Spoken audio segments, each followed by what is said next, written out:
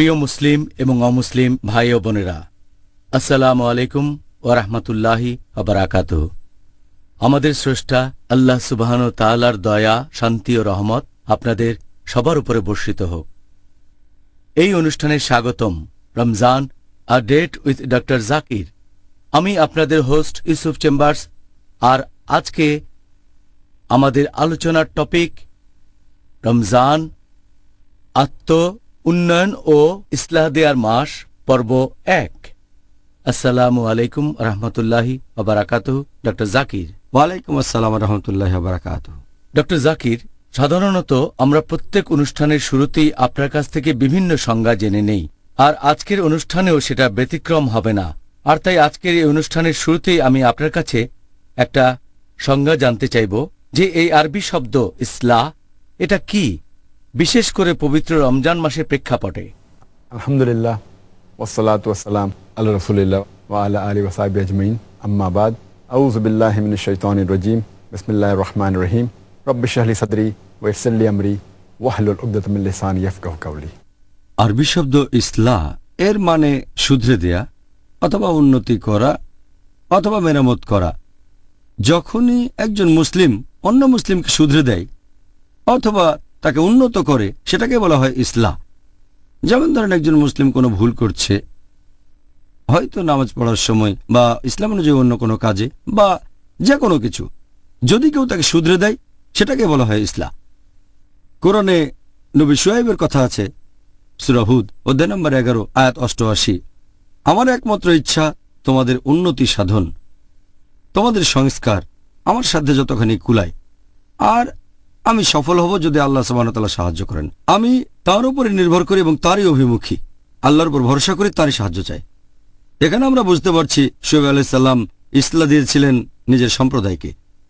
এছাড়াও পবিত্র কোরআনে বলা হয়েছে সূরা নিসা অধ্যায় নম্বর 4 আয়াত নম্বর 114, বলা হয়েছে যে তাদের গোপন পরামর্শে কোনো কল্যাণ নেই, তবে তার কল্যাণ আছে যদি সে নির্দেশ দেয় দান, খয়রাত, সৎ কাজ এবং শান্তি স্থাপনের দুজন মুসলিমের মধ্যে। যদি সে এরকম কোনো কাজ করে তাহলে গোপন করার অনুমতি আছে। কেউ যদি এমন কাজ করে আল্লাহ তাআলা শশী লাভ এবং পুরস্কার। এই কথা যদি না সেটা হয় কোনো দান, সজ অথবা দুজন মুসলিমের মধ্যে শান্তি স্থাপন করা। তাহলে আমরা বুঝতে পারছি যে আল্লাহ সুবহানাহু ওয়া তাআলা বলেছেন একজন মুসলিম সবসময় অন্য মুসলিমকে উন্নত করার চেষ্টা করবে, তাকে ইসলাহ দেবে, তাকে শুধরে দেবে। আল্লাহ পবিত্র কোরআনে বলেছেন সূরা আলে ইমরান অধ্যায় নম্বর 3 আয়াত নম্বর 110, কুনতুম খায়রা উম্মাতিন উখরিজাত লিন-নাস। হে মুসলিম, তোমরা মানবজাতির মধ্যে শ্রেষ্ঠ উম্মত হিসেবে আবির্ভূত হয়েছ। আল্লাহ আমাদের সম্মান দিয়েছেন, আর তিনি মুসলিমদের বলেছেন খায়রা উম্মাহ, শ্রেষ্ঠ উম্মত মানবজাতির মধ্যে আবির্ভূত। আল্লাহ আরো বলেছেন তা'মুরুনা বিল মারুফ ওয়া তানহাউনা আনিল মুনকার ওয়া তু'মিনুনা বিল্লাহ। তিনি আমাদের শ্রেষ্ঠ উম্মত বলেছেন কারণ আমরা সৎ কাজের নির্দেশ দেব, অসৎ কাজে নিষেধ করব, আল্লাহকে বিশ্বাস করব। যদি সৎ কাজের নির্দেশ না দিই, অসৎ কাজে নিষেধ না করি, তাহলে আমরা খায়রা উম্মাহ বলে ডাকার যোগ্য নই, মুসলিম বলে ডাকার যোগ্য নই। তাহলে প্রত্যেক মুসলিমের দায়িত্ব হচ্ছে আমরা দেব ইসলাহ আর দাওয়া, সেই মুসলিমকে আরো উন্নত করার চেষ্টা করব। একটা হাদিস আছে আমাদের নবী সাল্লাল্লাহু আলাইহি সাল্লামের, এটার উল্লেখ আছে সহিহ মুসলিমে খণ্ড নম্বর 1 বুক অব ফেইথ হাদিস নম্বর 79। আমাদের নবী মুহাম্মদ সাল্লাল্লাহু আলাইহি সাল্লাম বলেছেন, যদি মুসলিমের মধ্যে একজনও এমন কাজ হতে দেখে যেটা খুবই ঘৃণ্য, কোনো একটা খারাপ কাজ, তাহলে সে তার হাত দিয়ে থামাবে। যদি হাত দিয়ে থামানোর সামর্থ্য না থাকে তাহলে তার মুখ দিয়ে থামাবে। যদি মুখ দিয়ে থামানোর সামর্থ্য না থাকে তাহলে সে অন্ততপক্ষে মনে মনে ঘৃণা করবে, মনে মনে অভিশাপ দেবে। এটা করলে সে হবে একেবারে নিচু স্তরের মুসলিম। যদি মনে মনে ঘৃণা করেন, মনে মনে অভিশাপ দেন, তাহলে আপনি একেবারে নিচু স্তরের মুমিন। এ কারণে ইসলাম একজন মুসলিমের জীবনে খুবই গুরুত্বপূর্ণ একটা অংশ। জাযাকাল্লাহ খায়ের ডক্টর জাকির। এবারে আমাদের আজকের টপিক অবশ্যই এটা রমজান মাস, তাই প্রসঙ্গটাও রমজান। এই পবিত্র রমজান মাসকে কেন আত্ম উন্নয়ন আর ইসলাহ দেওয়ার জন্য বেছে নেওয়া হয়েছে? রমজান হচ্ছে আত্ম উন্নয়ন এবং ইসলাহ দেওয়ার সবচেয়ে সেরা মাস, কারণ আল্লাহ পবিত্র কোরআনে বলেছেন সূরা বাকারা অধ্যায় নম্বর 2 আয়াত 183, ইয়া আইয়ুহাল্লাযীনা আমানু হে মুমিনগণ, কুতিবা আলাইকুমুস সিয়াম তোমাদের জন্য রোজার বিধান দেওয়া হয়েছে কামা কুতিবা আলাল্লাযিনা মিন কাবলিকুম যেমন বিধান দেওয়া হয়েছিল তোমাদের পূর্ববর্তীগণকে, লাল্লাকুম তাত্তাকুন, যাতে তোমরা শিখতে পারো আত্মসংযম। যদি রোজা রাখেন, প্রধান উদ্দেশ্য সেটা হচ্ছে আত্মসংযম, তাকওয়া, ন্যায়নিষ্ঠতা, ধার্মিকতা, আল্লাহকে মেনে চলা। এ ব্যাপারে আমি আগেও বলেছি যে মনোবিজ্ঞানীরা বলবেন, যদি ক্ষুধাকে নিয়ন্ত্রণ করতে পারেন তাহলে প্রায় সবগুলো আকাঙ্ক্ষাকে নিয়ন্ত্রণ করতে পারবেন। তাহলে রমজান মাসে আমরা যখন রোজা রাখি, ইনশাআল্লাহ আমাদের যেসব সীমাবদ্ধতা আছে সেগুলোকে নিয়ন্ত্রণ করতে পারবো, কারণ ক্ষুধাকে নিয়ন্ত্রণ করতে পারলে সব আকাঙ্ক্ষাকে নিয়ন্ত্রণ করা যাবে। যেসব আকাঙ্ক্ষা ইসলাম থেকে দূরে বা আল্লাহ এবং রাসূলের নির্দেশ থেকে দূরে নিয়ে যায়, এটাই সেরা সুযোগ। আর তাই রমজান হল আত্ম উন্নয়ন এবং ইসলাহ দেওয়ার মাস।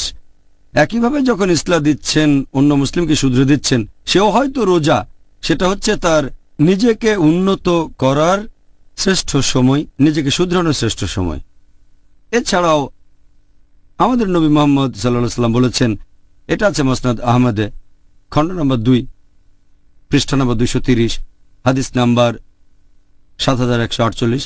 আমাদের প্রিয় নবী বলেছেন যে এই পবিত্র রমজান হচ্ছে সেই মাস যে মাসে বেহেশতের দরজা খোলা থাকে, দোজখের দরজা বন্ধ থাকে, আর শয়তান থাকে শেকলে বাঁধা। শয়তান যখন শেকলে বাঁধা, তখন আপনার বিপথে যাওয়ার সম্ভাবনা কম, আপনি সরল পথে থাকবেন সে সম্ভাবনাই বেশি। শয়তান কম প্ররোচনা দেবে। আর এ কারণেই রমজান হলো শ্রেষ্ঠ মাস সারা বছরের মধ্যে যখন ইসলাহ দিতে পারবেন। এ সময় নিজেকে উন্নত করতে পারেন দুটোই। এই সময়টাতে শয়তান তাকে কম প্ররোচিত করবে, আর যেহেতু তখন বেহেশতের দরজা খোলা থাকে, ভালো জিনিসের দিকে আপনাকে আহ্বান করবে, দোজখের দরজা তখন বন্ধ থাকে, তাহলে আপনি পাপ কাজ থেকে দূরে থাকতে পারবেন। এই হাদিসটাই ছাড়াও আছে সুন্নাহ আল নিসাইতে, বুক অব ফাস্টিং, হাদিস নাম্বার 2106, যে পবিত্র রমজান মাসে বেহেশতের দরজা খোলা থাকে, দোজখের দরজা বন্ধ থাকে, আর শয়তান থাকে শেকলে বাঁধা।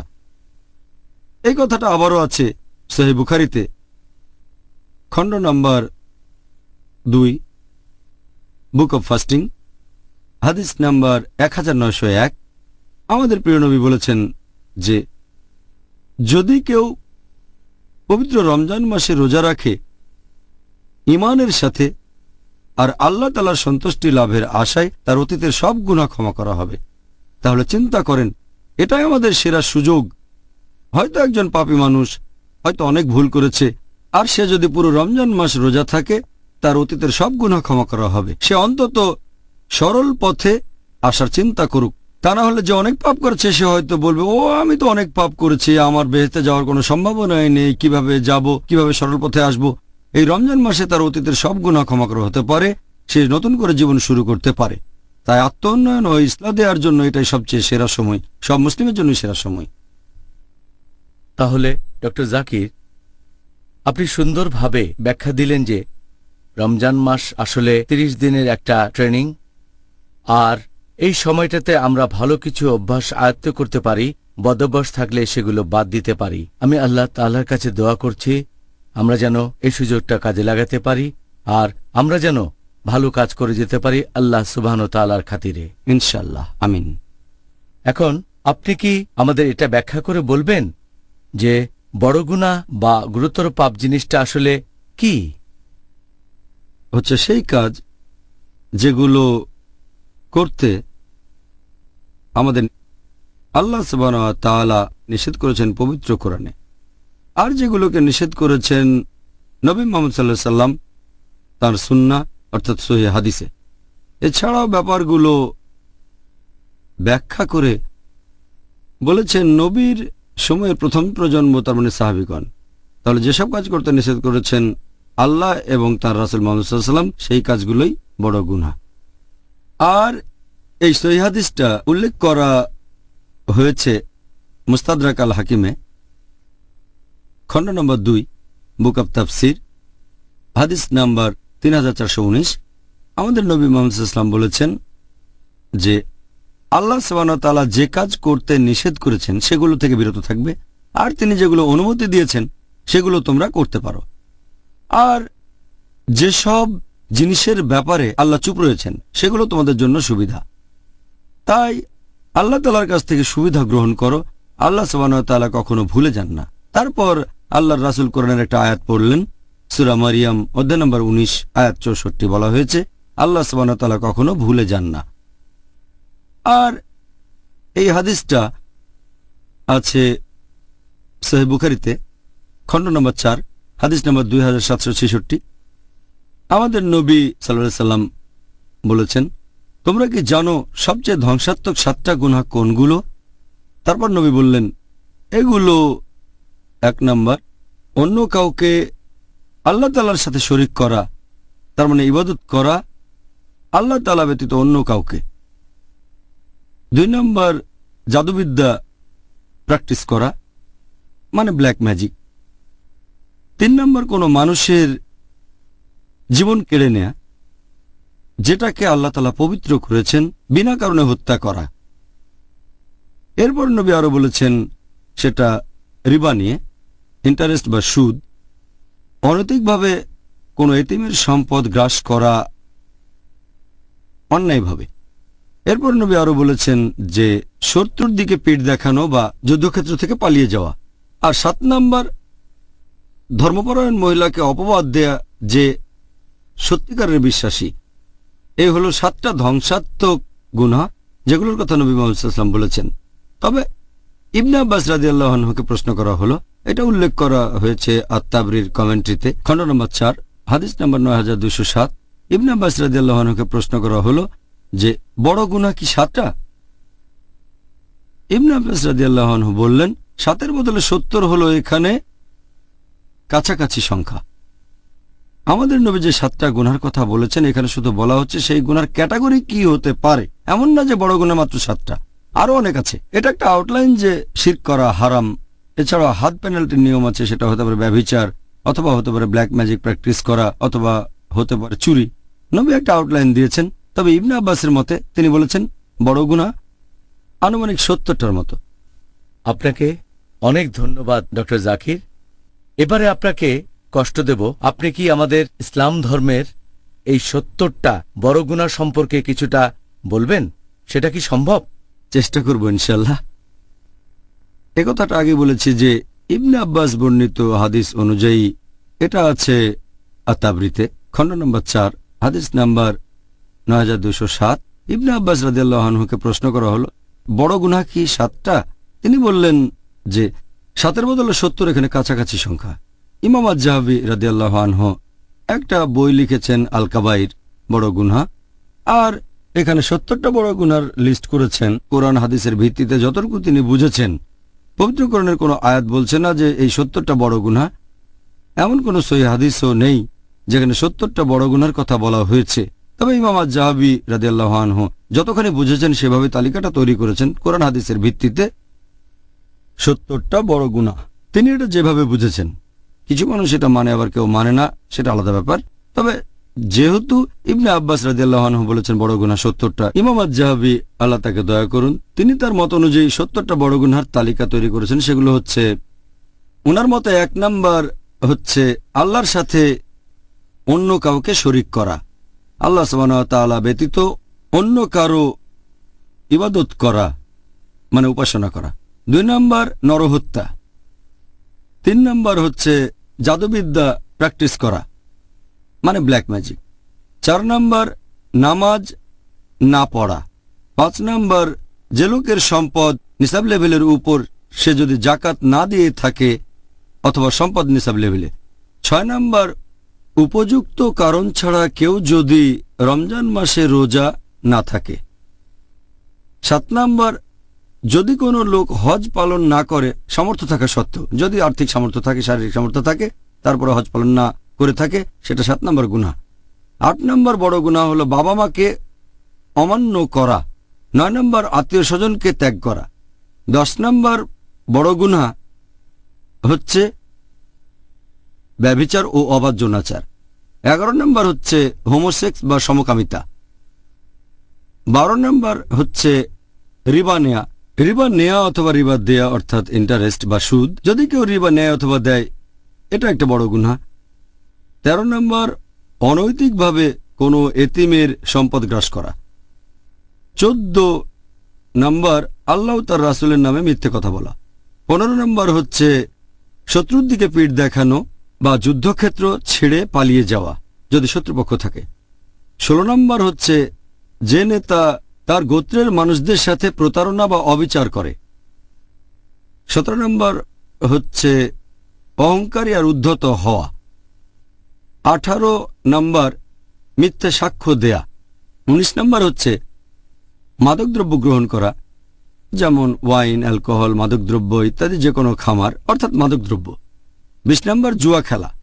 নাম্বার 21 হচ্ছে ধর্মপরায়ণ মহিলাকে অপবাদ দেয়া। 22 নম্বর হচ্ছে গনিমতের মাল থেকে কিছু চুরি করা। 23 নম্বর হলো চুরি করা।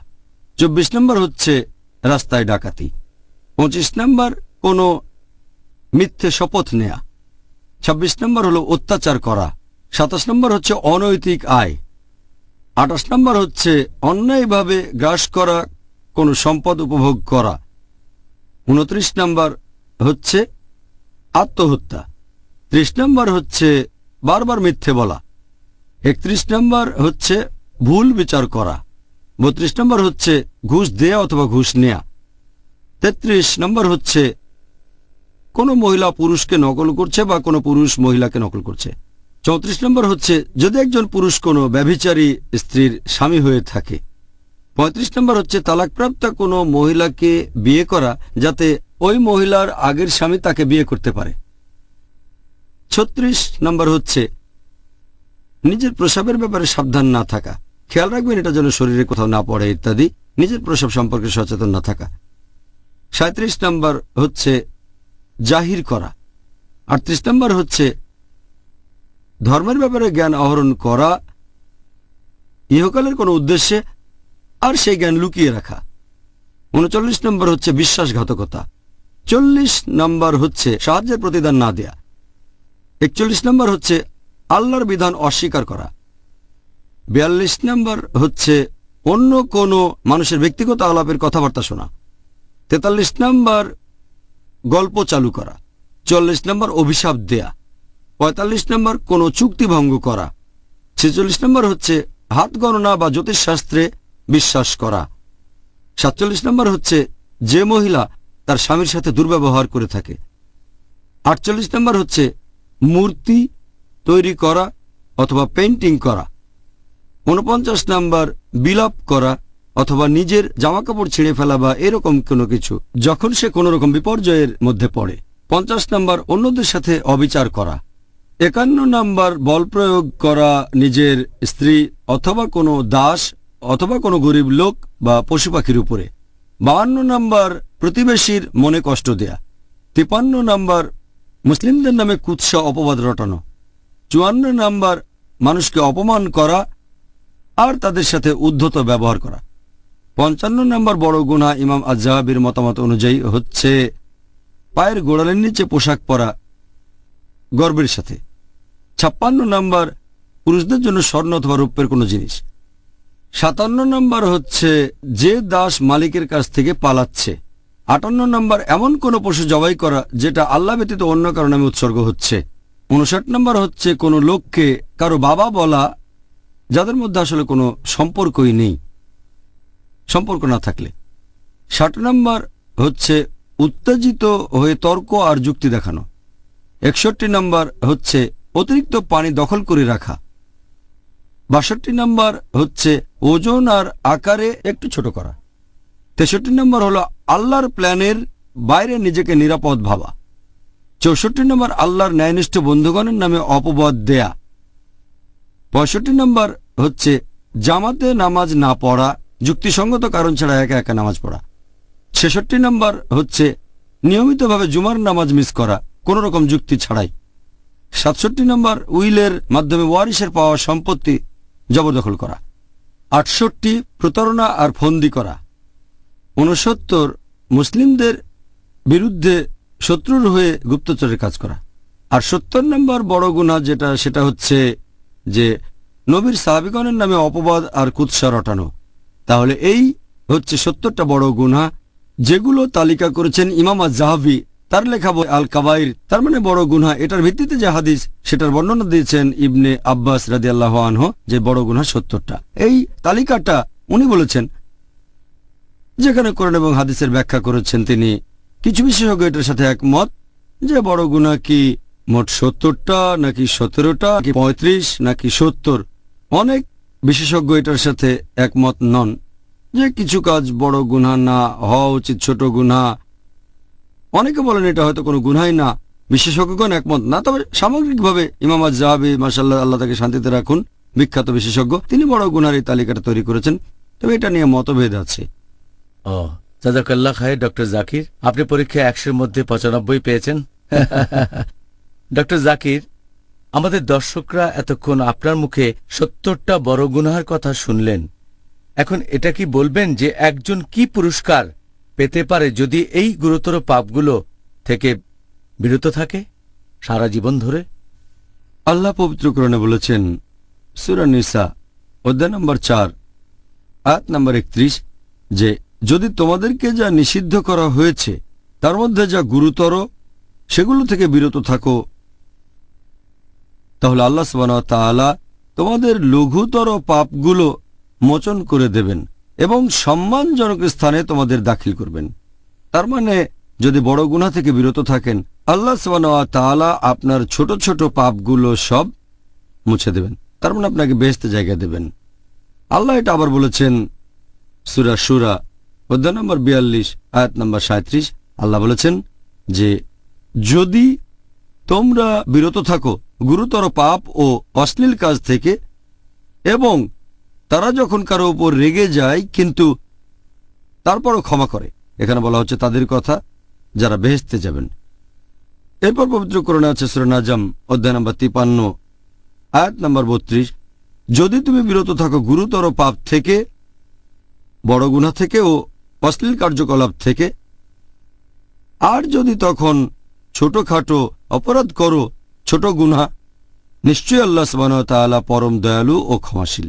তার মানে যদি আপনি বড় গুনাহ থেকে বিরত থাকেন আর তারপরেও যদি ছোটখাটো অপরাধ করে ফেলেন, ইনশাআল্লাহ আল্লাহ আপনাকে ক্ষমা করবেন, আপনি বেহেশতে যেতে পারবেন। একটা হাদিস মুহাম্মদ সাল্লাল্লাহু আলাইহি ওয়াসাল্লামের, এটা আছে সহিহ মুসলিমে খণ্ড নম্বর 1 হাদিস নম্বর 450, বলা হয়েছে যে দিনের 5 ওয়াক্ত নামাজ আর এক শুক্রবারের নামাজ থেকে পরের শুক্রবারের নামাজ আর এক রমজান থেকে পরের রমজান, এ সময় আপনি পাপ থেকে মুক্ত হতে পারেন যদি এই সময় কোনো গুরুতর পাপ না করেন। তার মানে যদি বড় গুনাহ থেকে বিরত থাকেন আর দিনে 5 ওয়াক্ত নামাজ পড়লেন, এক শুক্রবার থেকে পরের শুক্রবারের নামাজ, এক রমজান থেকে পরের রমজান, আপনার সব গুনাহ ক্ষমা করা হবে যদি আপনি বড় গুনাহ থেকে বিরত থাকেন। যদি বড় গুনাহ থেকে বিরত থাকেন, ইনশাআল্লাহ আপনি বেহেশতে যেতে পারবেন। মাশাআল্লাহ, তাহলে তো বিরত থাকার ভালো কারণ পাওয়া গেল। এখন আমাদের অনুষ্ঠানে বাকি সময়টাতে আর পরের পর্বগুলোতেও ইনশাআল্লাহ আমরা চেষ্টা করব কিছু গুরুতর পাপ নিয়ে আলোচনা করতে। যদিও 70টার সবগুলো আলোচনা করার সময় আমরা এখানে পাব না, আরও চেষ্টা করব এই পাপগুলো থেকে বিরত থাকার কিছু পথ বাতলে দিতে। যে এই গুরুতর পাপগুলোর মধ্যে সবচাইতে মারাত্মক গুনাহ কোনটা? 1 নম্বর বড় গুনাহ, সবচেয়ে মারাত্মক সব গুনার মধ্যে, সেটা হচ্ছে আল্লাহ তাআলার সাথে অন্য কাউকে শরীক করা, মানে শিরক। আল্লাহ পবিত্র কোরআনে বলেছেন সূরা নিসা অধ্যায় নম্বর 4 আয়াত নম্বর 48, আল্লাহ সুবহানাহু ওয়া তাআলা তার সাথে অন্য কাউকে শরীক করা কখনোই ক্ষমা করবেন না।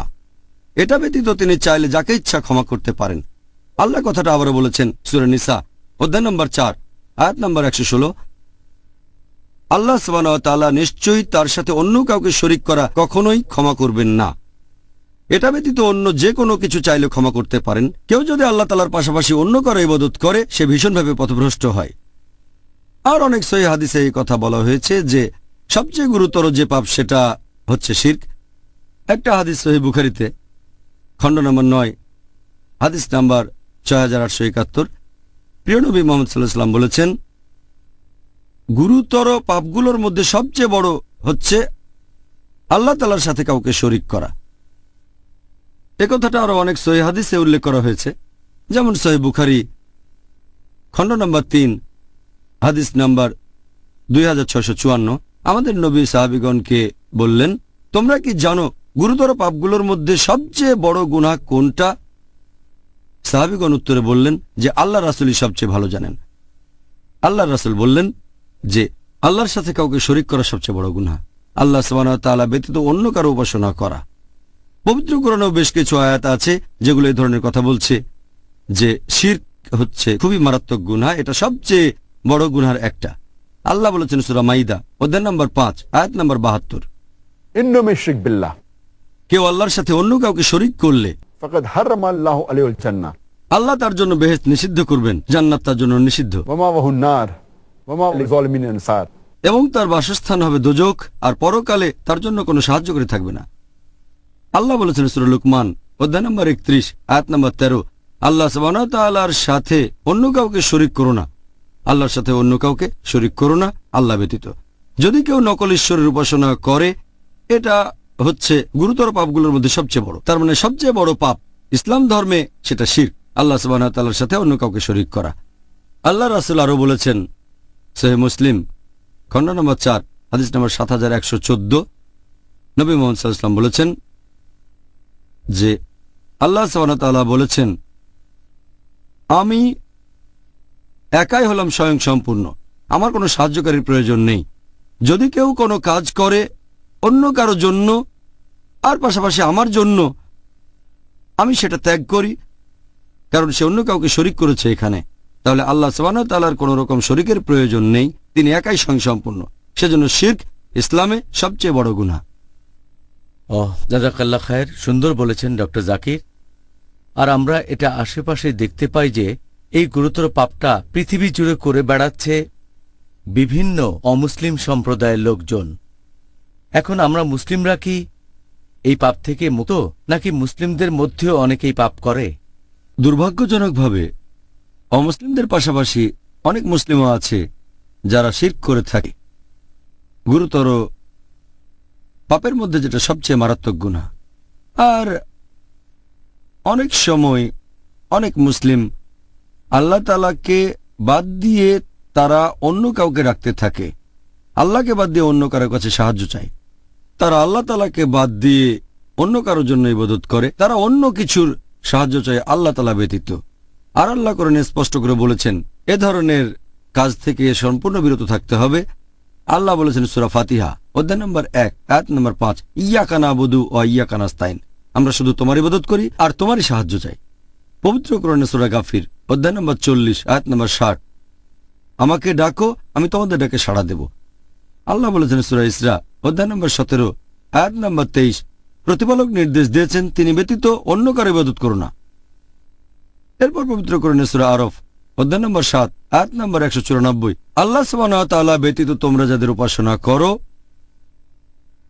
তারা তো তোমাদের মতোই আল্লাহর বান্দা। তার মানে তারা খুব সাধারণ, তারাও আল্লাহ তাআলার বান্দা, যেমন আমরা আল্লাহর বান্দা। তারা আল্লাহকে বাদ দিয়ে যাদের ইবাদত করে তারাও আল্লাহ তাআলার বান্দা। পবিত্র কোরআনের অনেক আয়াতে আমাদের নির্দেশ দেওয়া হয়েছে যে আমরা আল্লাহ তাআলা ব্যতীত অন্য কারো কাছে সাহায্য চাইব না অথবা কখনো ইবাদত করব না। আল্লাহ বলেছেন সূরা আহকাফ অধ্যায় নম্বর 46 আয়াত নম্বর 5, নিশ্চয়ই সেই ব্যক্তি বিভ্রান্ত যে আল্লাহ সুবহানাহু ওয়া তাআলার পরিবর্তে এমন কিছুকে ডাকে যা কিয়ামতের দিন পর্যন্ত সাড়া দিতে পারবে না, এছাড়া তারা সেই প্রার্থনা সম্পর্কে অবহিত নয়। আল্লাহ বলেছেন সূরা হজ অধ্যায় নম্বর 22 আয়াত নম্বর 73, তোমরা অন্য যাদের উপাসনা করো বা ইবাদত করো আল্লাহ সুবহানাহু ওয়া তাআলা ব্যতীত, যদি তারা সবাই একত্রিত হয় তারপরও তারা একটা মাছিও সৃষ্টি করতে পারবে না। মানুষকে সৃষ্টি করে সাহায্য করা তো পরের কথা, তারা একটা মাছিও সৃষ্টি করতে পারবে না। আর মাছি যদি তাদের কিছু ছিনিয়ে নেয় সেটা তারা ফিরিয়ে আনতেও পারবে না। প্রার্থনাকারী কত দুর্বল, যাদের প্রার্থনা করে তারাও কত দুর্বল। আল্লাহর রাসূল বলেছেন, এটা আছে সহিহ বুখারীতে খণ্ড নম্বর 6 হাদিস নম্বর 4497, আল্লাহর রাসূল বলেছেন যদি কেউ আল্লাহ ব্যতীত অন্য কারো ইবাদত করতে করতে মারা যায় আর মৃত্যুর আগে তওবা না করে তাহলে তাকে অবশ্যই দোজখের আগুনে পুড়তে হবে, সে দোজখে যাবে একেবারে নিশ্চিত। তাহলে যদি কেউ শিরক করে আর মুশরিক অবস্থায় মারা যায় সে দোজখের আগুনে পুড়বে। আর এটা দুর্ভাগ্যজনক যে মুসলিমদেরও অনেকে এ ধরনের গুনার কাজ করে থাকেন। এছাড়া আরেকটা কাজও শিরকের মধ্যে পড়ে, সেটা যদি কোনো পশুকে হত্যা করা হয় আল্লাহ ব্যতীত অন্য কারো নাম নিয়ে, এটাও আসলে পরোক্ষভাবে শিরক। আর অনেক মুসলিম দুর্ভাগ্যজনকভাবে এই ধরনের কাজ করে থাকে, যেটা আসলে শিরক। যেমন কোনো মুসলিম হয়তো নতুন বাড়ি কিনলো, তারপর সেখানে একটা পশু কোরবানি দিল কোনো জিনের নামে, সেই জিন হয়তো বাড়িটা দখল করে আছে, তাই প্লিজ। অথবা গর্ত খুঁড়ে পশু জবাই করলো কোনো জিনের নামে। এই কাজগুলো আগে পরে কখনো ইসলাম ধর্মে ছিল না। আর আল্লাহ পবিত্রকরণে বলেছেন, সব মিলিয়ে 4টা আয়াতে আছে। সূরা বাকারা অধ্যায় 2 আয়াত নম্বর 173, সূরা মাইদা অধ্যায় 5 আয়াত 3, সূরা আনাম অধ্যায় 6 আয়াত 145 এবং সূরা নাহল অধ্যায় 16 আয়াত 115। হুরমাত আলাইকুমুল মাইতুতু ওয়াদ-দামু ওয়া লাহমুল খিনজির ওয়া মা উহিল্লা লিগাইরিল্লাহ বি। তোমাদের জন্য হারাম খাদ্য, মৃত বস্তু, রক্ত, তারপর শূকর মাংস এবং যে পশু জবাই করার সময় আল্লাহ ব্যতীত অন্য কারো নাম নেওয়া হয়েছে। যদি এমন কিছু খান যেটা জবাই করার সময় আল্লাহ ব্যতীত অন্য কারো নাম নেওয়া হয়েছে, যেটা শিরকের সমান, সেটা হারাম। যদি কোনো পশু জবাই করতে গিয়ে আল্লাহ ব্যতীত অন্য কারো নাম নিয়ে থাকেন, সেটা হবে শিরক। এটা ইসলাম ধর্মে নিষিদ্ধ। আল্লাহ বলেছেন সূরা আলে ইমরান অধ্যায় নম্বর 3 আয়াত নম্বর 160, আল্লাহ সাহায্য করলে কে তোমাদের পরাজিত করবে, আর আল্লাহ সাহায্য না করলে এমন কি আছে যে তোমাদের সাহায্য করবে। তাই মুমিনগণ আল্লাহ সুবহানাহু ওয়া তাআলার উপরে নির্ভর করুক। আমরা সম্পূর্ণভাবে ভরসা করব শুধুমাত্র আল্লাহ তাআলার উপর, শুধু তার কাছে, অন্য কারো কাছে না। আর আল্লাহ বলেছেন সূরা কাউসার অধ্যায় নম্বর 108 আয়াত নম্বর 2, ফাসাল্লি লিরাব্বিকা ওয়ানহার, তোমার প্রতিপালকের উদ্দেশ্যে নামাজ পড়ো ও কোরবানি করো। কোরবানি দেবেন শুধুমাত্র আল্লাহ তাআলার জন্য, নামাজ পড়বেন শুধুমাত্র আল্লাহ সুবহানাহু ওয়া তাআলার জন্য।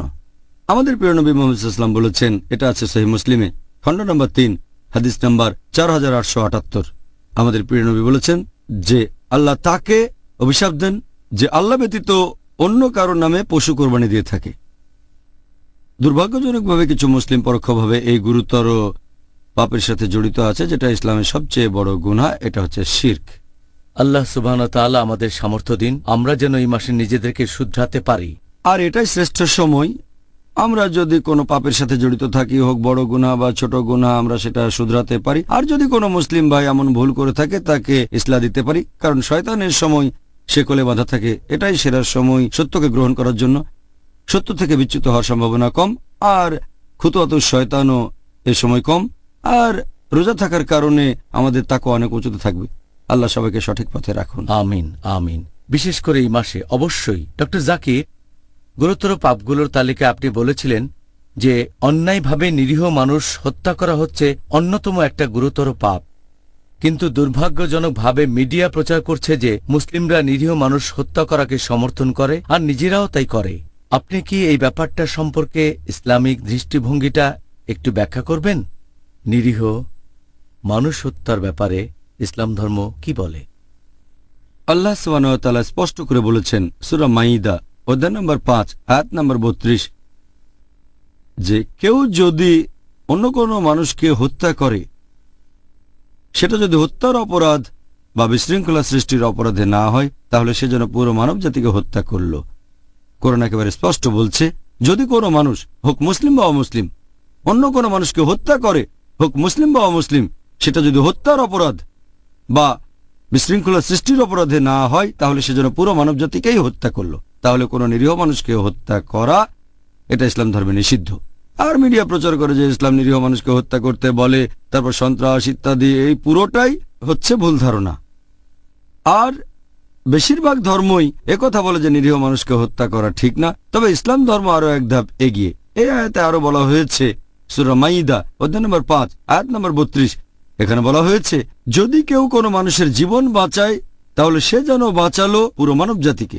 তার মানে যদি একজনের জীবন বাঁচান, হোক মুসলিম বা অমুসলিম, তাহলে যেন পুরো মানব জাতিকেই বাঁচালেন। তাহলে ইসলাম শুধুমাত্র নিরীহ মানুষ হত্যা করাকে নিন্দা করে না, অন্য মানুষের জীবন বাঁচাতে উৎসাহিত করে। আল্লাহ আরো বলেছেন সূরা আনাম অধ্যায় নম্বর 6 আয়াত নম্বর 151, কারো জীবন কেড়ে নিও না যেটাকে আল্লাহ তাআলা করেছেন পবিত্র, যদি না সেটা সঠিক আর আইনসম্মত হয়। তার মানে আপনি যদি কাউকে হত্যা করেন, নিরীহ মানুষকে, নিরীহ মানুষদের মারতে পারবেন না। তারপরও কেউ যদি মানুষ খুন করে থাকে, তখন ব্যাপারটা নিশ্চয়ই এরকম না যে লোকজন তার উপর প্রতিশোধ নেবে। এমন না যে লোকটাকে ধরে তারা মেরে ফেলবে, আমরা দেব তাকে আইনের কাছে। দেশটা ইসলামিক হলে বিচার হবে ইসলামিক আদালতে, বিচার করবেন কাজী, এবং এই কাজী সেখানে রায় দেবেন। মৃত্যুদণ্ড পাওনা হলে তাকে তাই দেওয়া হবে। এমন না যে মুসলিমরা তাদের নিজের হাতে আইন তুলে নেবে। তারা যাবে ইসলামিক আদালতে, দেশটা যদি ইসলামিক হয়, অথবা সে দেশের আদালতে।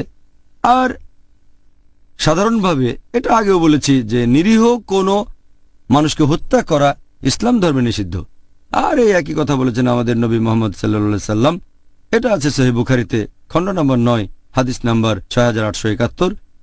নবী বলেছেন, গুরুতর পাপের মধ্যে সবচেয়ে বড় 1 নম্বর আল্লাহ তাআলা ব্যতীত অন্য কারো ইবাদত করা, 2 নম্বর নিরীহ কোনো মানুষকে হত্যা করা, নিরীহ মানুষের জীবন কেড়ে নেওয়া। তাহলে সাধারণ অবস্থায় কোনো মানুষকে হত্যা করবেন না, হোক মুসলিম বা অমুসলিম। কোরআনে আরো কিছু আয়াত একেবারে নির্দিষ্ট করে বলছে যে আমরা মুসলিমদের হত্যা করব না। সাধারণ আইন বলছে নিরীহ মানুষকে হত্যা করা যাবে না। কিছু আয়াত বলছে যে তোমরা মুসলিমদের হত্যা করো না। আল্লাহ বলেছেন সূরা নিসা অধ্যায় নম্বর 4 আয়াত নম্বর 93, কেউ যদি ইচ্ছাকৃতভাবে কোনো মুমিনকে হত্যা করে তাহলে সে যাবে দোজখে, থাকবে চিরকাল, জাহান্নামে চিরস্থায়ী হবে। আল্লাহর অভিশাপ ও ক্রোধ তার উপরে পড়বে, তার জন্য রয়েছে ভয়ঙ্কর শাস্তি। তাহলে কোনো মুসলিমকে হত্যা করা যদি উপযুক্ত কারণ না থাকে, যেমন হত্যার অপরাধ বা বিশৃঙ্খলা না হলে হত্যা করা নিষিদ্ধ। এছাড়া একটা হাদিস আছে নবী মুহাম্মদ সাল্লাল্লাহু আলাইহি সাল্লামের, এটা আছে সহিহ বুখারীতে, খণ্ড নম্বর 1, বুক অব ফেইথ, হাদিস নম্বর 31। প্রিয় নবী মুহাম্মদ সাল্লাল্লাহু আলাইহি সাল্লাম বলেছেন, যদি দুজন বিশ্বাসী নিজেদের মধ্যে লড়াই করে হাতে তরবারি নিয়ে, আর যদি একজন আরেকজনকে হত্যা করে, দুজনেই খুনি আর খুন হওয়া ব্যক্তি দুজনেই দোজখে যাবে। এক সাহাবা তখন বললেন, এটা না হয় বুঝলাম যে খুনি সে দোজখে যাবে, কিন্তু খুন হওয়া মুসলিম কেন দোজখে যাবে?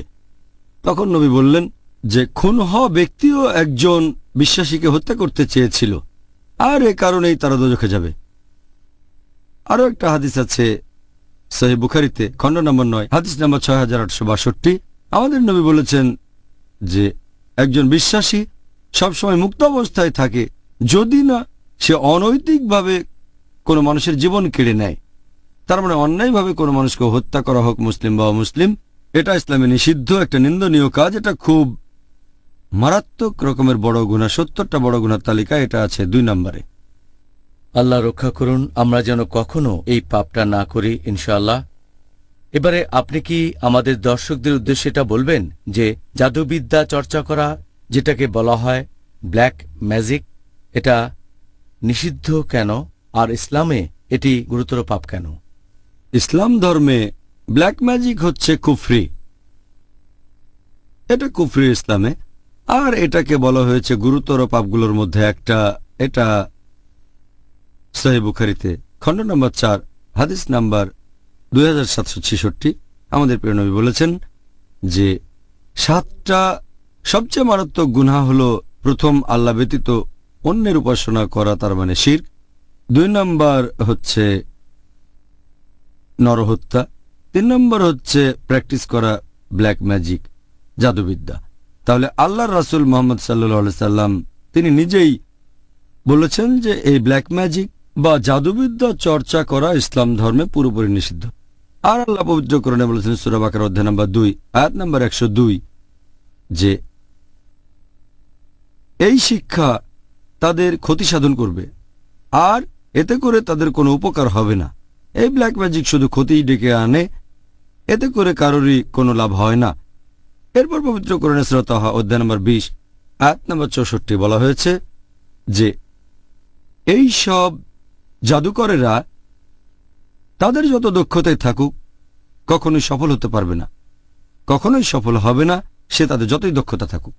এছাড়া পবিত্র কোরআনে সূরা বাকারা অধ্যায় নম্বর 2 আয়াত নম্বর 102 যে সুলাইমান আলাইহিস সালাম কুফরি করেননি, বরং শয়তানরা তারাই সেখানে কুফরি করেছিল, কারণ তারা জাদুবিদ্যা প্র্যাকটিস করত।